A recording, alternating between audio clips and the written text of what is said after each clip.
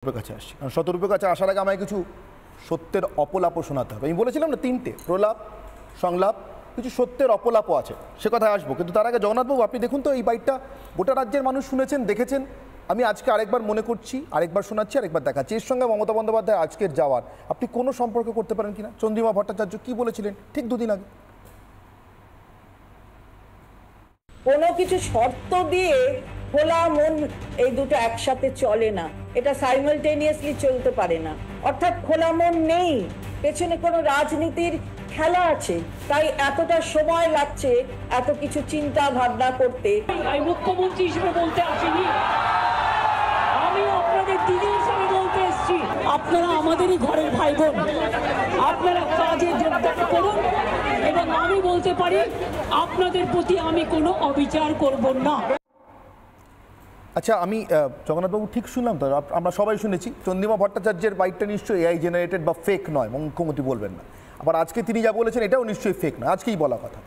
চন্দ্রিমা বলছেন রাজনীতি, তিনি রাজনীতি আবিষ্কার করছেন। তার প্রতিমন্ত্রী স্বাস্থ্যমন্ত্রী মমতা, তিনি এই সব জুনিয়র ডাক্তারদের মধ্যে নিজের ভাই বোন আবিষ্কার করছেন। ব্যাপারটা মিলছে না। এই যাওয়াটা কি পাহাড় নড়াতে যাওয়া? নড়ল পাহাড়? দেখুন, পাহাড় নড়ল কিনা জানি না, কিন্তু আজকে মুখ্য সচিবের চিঠি এবং তার প্রত্যুত্তরে জুনিয়র ডাক্তারদের যে চিঠি গেছে, সেই দুই চিঠির বয়ান বলছে এই আন্দোলন, যে আন্দোলনের দিকে সারা পশ্চিমবঙ্গ তাকিয়েছিল, সেই আন্দোলন একটি অশ্বডিম্ব প্রসব করতে চলেছে। কেন বলছেন এই কথা? আমি আজকে প্রবল হতাশ, কারণ এই জুনিয়র ডাক্তাররা যে অসম সাহস দেখিয়েছে, বহুদিন পর ছাত্র আন্দোলন বলুন বা এই জায়গা থেকে বলুন, এই ধরনের জেলা থেকে উঠে আসা সপ্রতিভ ছেলেদের দিয়ে আন্দোলন কলকাতা দেখলো ৩৫ দিন ধরে ওইভাবে। ঠিক আমাদের পার্টি অফিসের সামনেই তো পুরো ওদের ধর্ণা চলছে, কিন্তু ১,০০০-১,৫০০ ডাক্তার বসে আছে তা তো নয়। এই শক্তিটা হচ্ছে পশ্চিমবঙ্গের ১০ কোটি মানুষের শক্তি ছিল, তারা পিছনে আছেন, তারা পিছনে ছিল। সেই কারণে সরকার আজ ভয় পেয়েছে। সেই কারণে মমতা বন্দ্যোপাধ্যায় শনিবারের দিন, নির্মলদা জানেন শনিবার রবিবার ক্ষমতায় আসার পর উনি কোথাও যান না, উনি সরকারি প্রোগ্রামও রাখেন না। শনিবারের বারবেলায় উনি ছুটে এসেছেন ডাক্তারদের কাছে, এবং শেষ লাইনে ডাক্তাররা তার জবাবে বলছে, we are eagerly awaiting for your positive response to end this impasse. ওয়ারাজ মনোজ পন সাহেব চিফ সেক্রেটারির বয়ান আর আগের দিনের যে বয়ান অর্থাৎ এবার 15 জুন, এবার ঠিক বেরোনোর আগে ডাক্তারদের বয়ানটা শেষ মুহূর্তে বেরোনোর আগে যেটা বলে ওরা বাসে উঠলেন, আমি সেটা একবার শোনাই। দেখুন তো জগন্নাথবাবু, তারপরেও আপনার এই হতাশা কাজ করে কিনা, বা আপনি এর মধ্যে নতুন কিছু খুঁজে পান? আমি বলছি ডাক্তারদের বয়ান, আমি আপনার কাছে আসবো, ডাক্তারদের বয়ান। আমরা প্রতিশ্রুতি দিয়ে যাচ্ছি যে যেটা ভাবছেন যে ওখানে ডেকে আমাদের কোনোভাবে ভয় পাইয়ে আর একটা পরিবহর মতো একটা ইন্ডিং দিতে পারবেন, আমরা বলতে চাই আমরা কোনোভাবেই এটাকে দ্বিতীয় পরিবহ আন্দোলন হতে দেব না। আমরা একবারও বলছি না যে আজকে যে আলোচনা করতে যাচ্ছি ওই আলোচনায় আমাদের মাথায় হাত বুলিয়ে, আমাদের ভয় দেখিয়ে আমাদের আন্দোলন তুলে নেওয়া যাবে।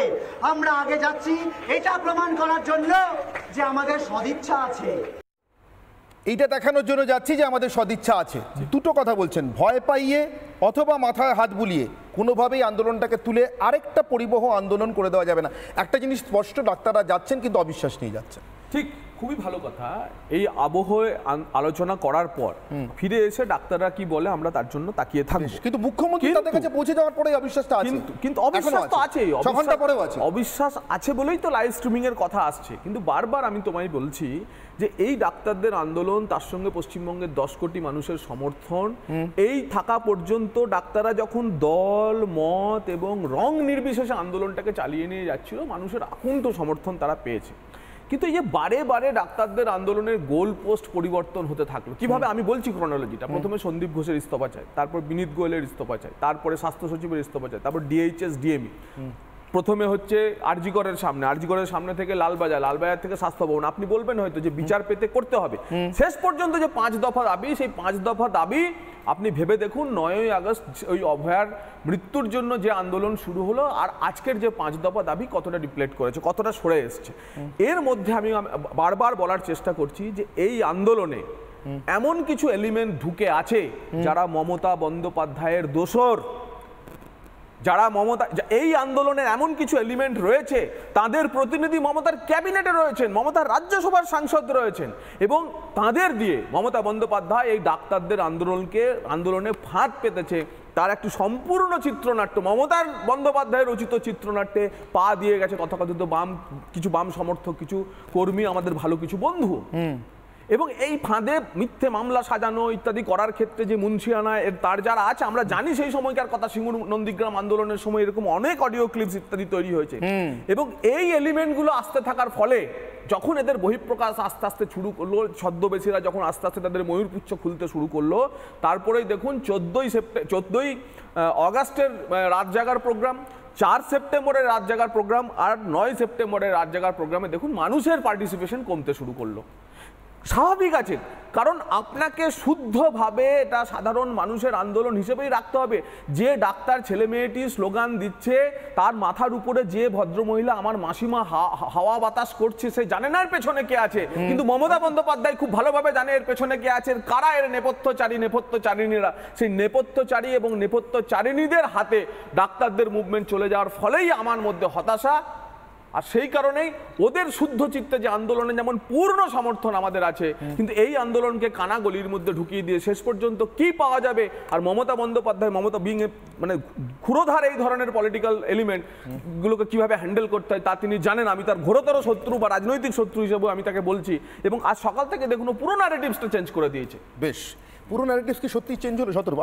আমি আসছি আপনার কাছে। তার শুরু করি নির্মলবাবু আপনার কাছ থেকে, তারপর আমি জগন্নাথবাবু এবং শতরূপবাবু আপনাদের দুজনের কাছে আসছি। নির্মলবাবু, একদম সংক্ষেপে যদি শুরুতে জিজ্ঞাসা করি আপনার কাছে আমার এই প্রশ্নটা, যেটা নিয়ে আমি আজকের ডিবেট করব, আমার আজকের অনির্বাণের অগ্নিবাণ।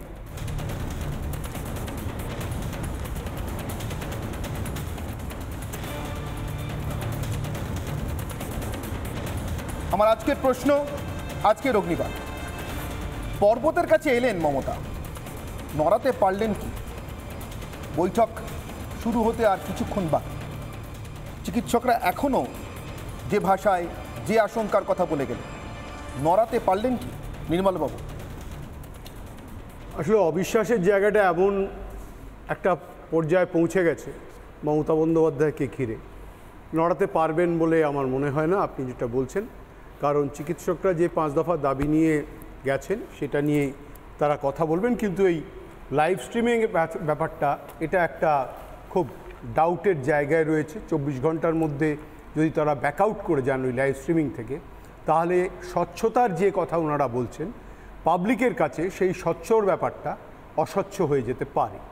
এবার দ্বিতীয় কথা হচ্ছে মমতা বন্দ্যোপাধ্যায় নয়তো লাইভ স্ট্রিমিং এর, মানে আমি এই চিকিৎসককে বলতে শুনছিলাম, বাইকটা কেটে আসবে আমি শোনাবো, ওনারা বলছিলেন যে এরকম একটা কিছু দেখানোর চেষ্টা হতে পারে সুপ্রিম কোর্টের কাছে, উনি ডাকছেন আমরা যাচ্ছি না, মানে চিকিৎসকরা বলছেন, একটু আগে বলেছেন আমরা সেই জন্য যাচ্ছি, হতে পারে। এবং উনি এমনটা তোরা ধরে ফেলেছেন যে লাইভ স্ট্রিমিংটা এমন একটা কাঁটা কল যে এখানেই বৈঠকটাকে বারবার বলি দেওয়া। দেখুন অনির্বাণবাবু, আপনাকে আমি বলি, মমতা বন্দ্যোপাধ্যায় এমন একজন পলিটিশিয়ান, তার প্রত্যেকটা কথা আপনাকে ভালো করে শুনতে হবে।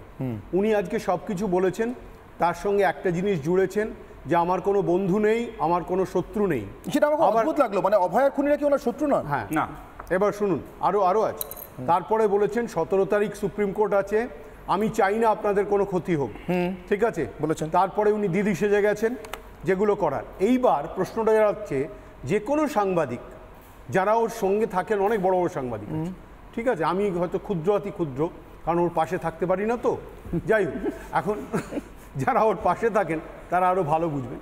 কিন্তু জিনিসটা হচ্ছে দুটো, একটা হচ্ছে স্ট্র্যাটেজি, একটা হচ্ছে সিনসিয়ারিটি, এই দুটো। তার মানে একটা হচ্ছে আন্তরিকতা আর একটা হচ্ছে কৌশল। আমার কাছে মমতা বন্দ্যোপাধ্যায়ের আজকের স্ট্যান্ড একেবারেই কৌশল। কোথাও একটা ফাটা বাঁশে আটকে গিয়েছেন, এই ফাটা বাঁশে যে আটকেছেন এইখান থেকে বেরোতে পারছেন না, এবং বেরোতে না পারার কারণে আজকে 35 দিন আগে যে স্ট্যান্ডটা নেওয়ার ওনার দরকার ছিল, উনি চাটাই পেতে যদি ওদের সঙ্গে সেদিন বসে যেতেন, তাহলে আজ জিনিসটা এইখানে গড়াতো না। 21 জন উকিল দিয়ে সুপ্রিম কোর্টে লড়াই করা, এটা আন্তরিকতা নয়। আজকে উনি দিদি সাজার চেষ্টা করলেও নয়, এটা মানুষ মেনে নেবে না।